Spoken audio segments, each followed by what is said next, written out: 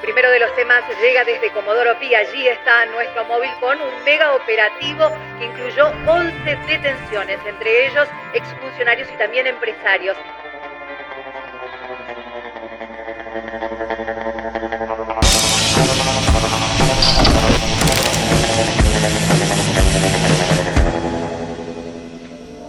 A Oscar Centeno lo detuvieron el 31 de julio de 2018. En la justicia declaró que él fue el que escribió los cuadernos y que todo lo que decían era verdad. En ese momento a mí me era imposible imaginar hasta dónde iban a llegar las consecuencias del caso.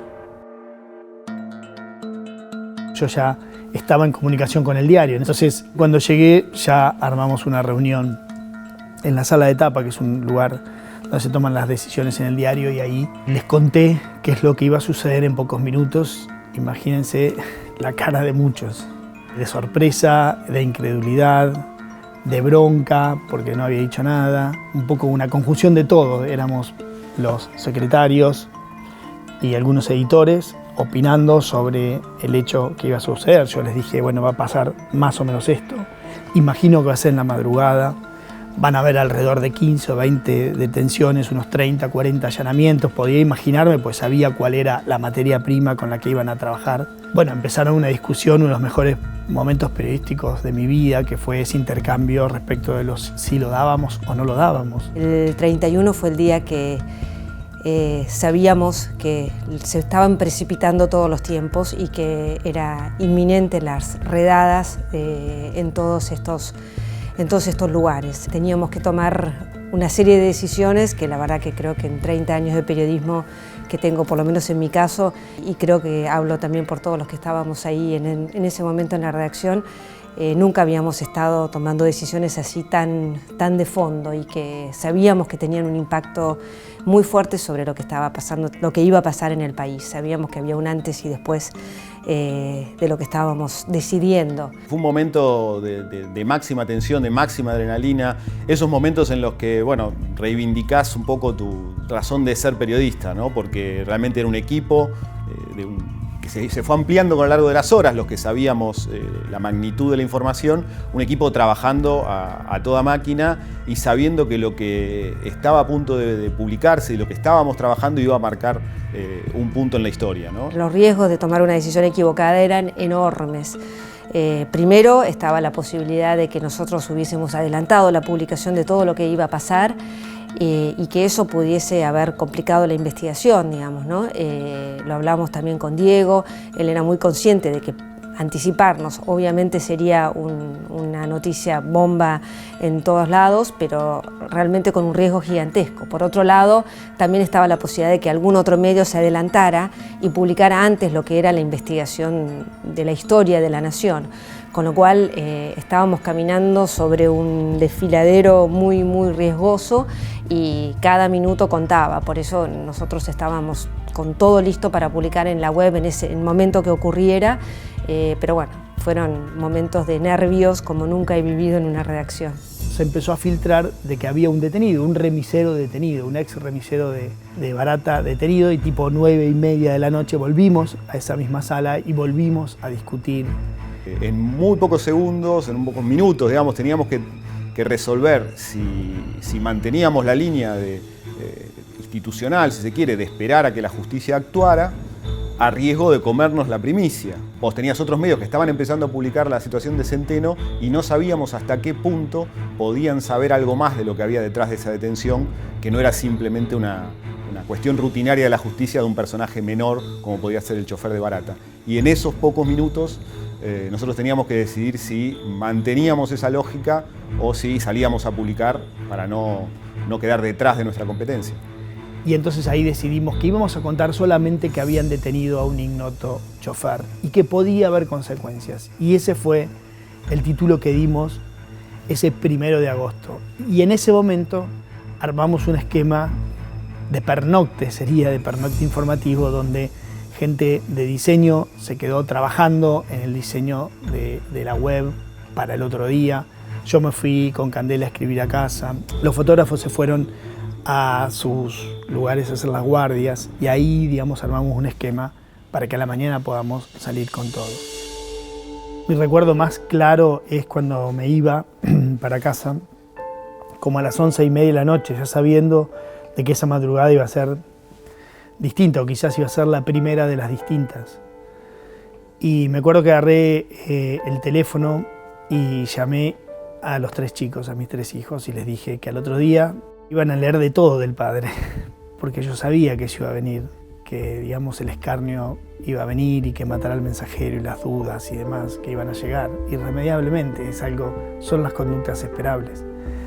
Entonces lo único que les pedía es que me pregunten lo que quisieran, cualquier cosa, y que yo les iba a contestar, porque ya no podía parar seguramente toda la cantidad de cosas que se iban a decir de mí.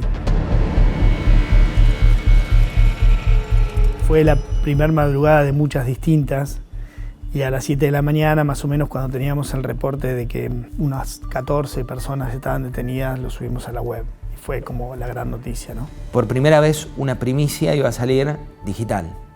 Y la tapa del diario iba a ser al día siguiente. Digamos, inmersos en una transformación como la que estamos, fue el punto fundacional de una nueva historia dentro de nuestro periodismo, que era la primicia iba a salir en la home y no en la edición impresa, que eso fue 24 horas después. El nivel de sorpresa de todo fue tan grande que, te digo, son cosas que uno nunca se va a olvidar. Nos enteramos por internet, por el portal de La Nación, porque salió primero vía web, y esta fue como la gran novedad, como el gran impacto, al estilo del video de los bolsos. Son esos impactos, esas imágenes que uno le quedan en la cabeza, en la retina para siempre, de saber que estás viendo algo que va a ser histórico y algo que cambia el curso de la historia política y algo que hace que a partir de ese momento todos seamos diferentes. Roberto Barata, el segundo de Julio De Vido, quedó finalmente detenido por orden del juez Bonavío, que además ordenó la detención de otras 15 personas, entre ellas exfuncionarios y empresarios. La televisión de aire estaba cubriendo en vivo una investigación que tenía de alguna manera la magnitud de un Watergate, ¿no? De ese caso emblemático al que tanto nos referimos los periodistas. Supera por mucho, en profundidad y en gravedad, a cualquiera de los escándalos conocidos hasta ahora. Centeno llevaba y traía bolsos con dinero bajo las órdenes de Barata. Aquí había una especie de código genético. Lo que tuvo Diego entre sus manos en esta investigación era como el ADN, eso que te dice quién sos, mostrándote un sistema, su funcionamiento, su desarrollo, su forma de nutrirse, su forma de crecer, su forma de sostenerse. La aparición de los cuadernos primero del señor Centeno y después el desarrollo de la causa fue, en principio fue una primicia periodística de muy alto impacto. Esto es una obviedad, pero la verdad es que es lo que fue y generó un debate muy interesante que enriqueció muchísimo la discusión que había hasta ese momento sobre cómo estaba procediendo la justicia ante las causas de corrupción.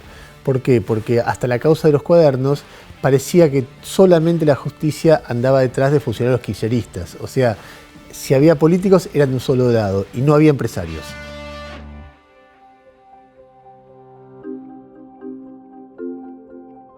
Para mí esas primeras horas fueron choqueantes porque no era una mañana más, claramente, una mañana, digamos, con una bomba informativa que golpeaba por todos lados. Para mí fue como muy violento. Me costaba, digamos, encontrar un momento para sentarme o a escribir o a pensar o a hacer un llamado, porque eran requerimientos totales. Fueron días tremendamente intensos y maravillosos desde lo periodístico, pero muy intensos. Esto tenía que ver con el sueño de todo equipo periodístico, y así lo vivimos, así lo laburamos, de vibrar con la información, vibrar con una noticia y saber que en cierta medida sos parte de la historia.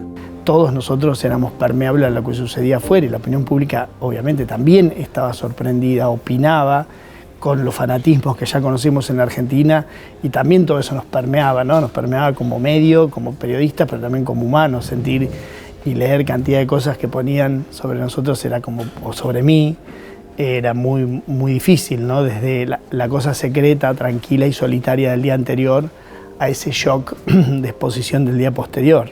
Yo tenía cantidad de mensajes que me felicitaban y obviamente también otros que me insultaban y me decían de todo. Eso básicamente no ha parado desde entonces, o sea, convivo con ambas cosas.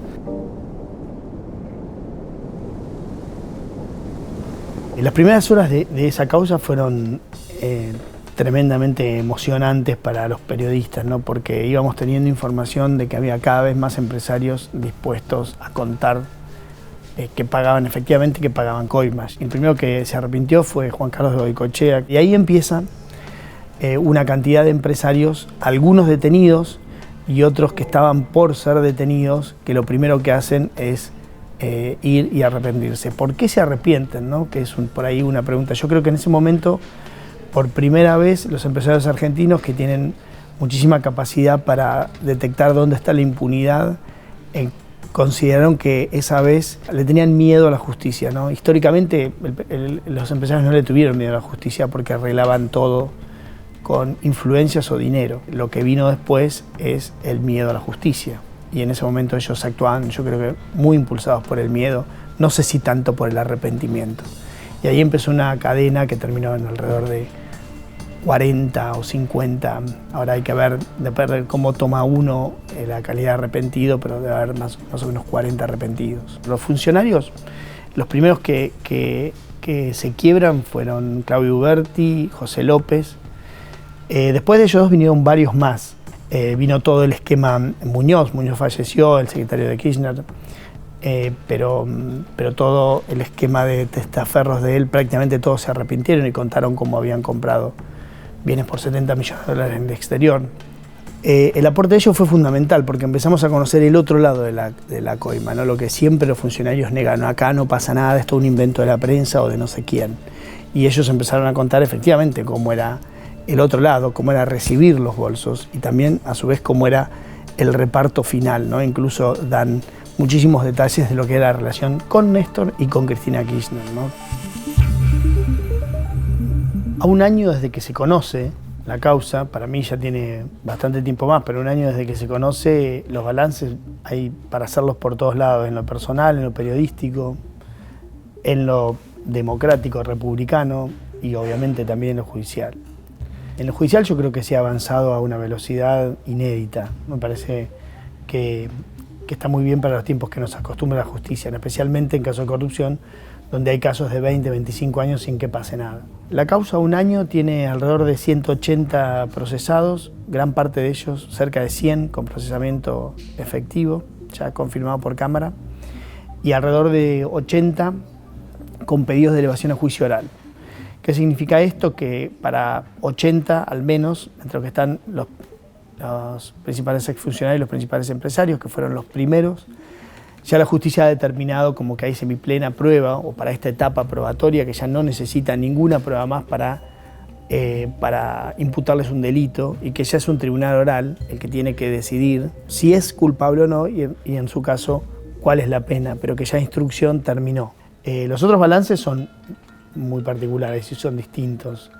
En lo periodístico me parece que el periodismo argentino logró cubrir una causa muy distinta a todas las anteriores, con los fanatismos y con las negaciones de cada uno. Me parece que la audiencia entendió, o el público entendió, que el periodismo puede hacer también aportes que no son solamente un texto, un audiovisual o un programa de radio, que podemos hacer otro tipo de cosas. Me parece que esta causa trasciende la grieta, trasciende cualquier polémica judicial y se instala claramente como una de las causas más contundentes e importantes de la historia argentina. Creo que la investigación de los cuadernos de la corrupción en Argentina pasa a la lista de las investigaciones legendarias del periodismo. Ojalá también hayamos aprendido lo suficiente para que las instituciones no terminen siendo aliadas de la impunidad. En lo personal, bueno, me pasó un poco de todo, ¿no? Es una causa que a mí me atravesó por todos lados en mi relación con muchísima gente. He tenido cantidad de sensaciones que no había sentido, desde enormes decepciones hasta gran valoración de gente a la que sentía alejada y demás, ¿no? De los colegas he sentido de todo. básicamente de todo, desde un enorme desprecio a lo que hice o a lo que hicimos, hasta una enorme admiración. Y hoy, a un año de los cuadernos y un año de la investigación, yo mantengo el optimismo. Y mantengo el optimismo que este sea un antes y un después. Que finalmente después de esta causa, sea más temprano que tarde o más tarde que temprano, finalmente en 10 años todos coincidamos en que fue un aporte fundamental para la democracia y que los culpables, que aquellos que fueron corruptos, paguen las consecuencias. A mí una de las cosas que más me motivó a hacer todo este proceso es la bronca que me daba la doble moral, ¿no? Tan expuesta y tan miserable de ver los que pedían seguridad jurídica a la mañana entregaban bolsos en los estacionamientos a la tarde, ¿no? Me generó una cantidad de sensaciones y una muy fuerte que es: yo no quiero que esto siga pasando, yo quiero que haya consecuencias, quiero que esta gente de alguna manera lo pague, aunque sea, digamos, con el escarnio social, ¿no? Con la condena social. Entonces eso me motivaba a mí a hacer algo distinto. Yo no quiero que esto termine como una nota periodística más, sino yo quiero que tenga consecuencias, ¿no? Y con el tiempo creo que esa bronca se fue calmando, porque creo que quedaron muy expuestos, y creo que esa forma de relacionarse entre el poder y la política, o entre la política y los empresarios, me parece que va a tender a desaparecer, porque yo aspiro a que la Argentina no la soporte más.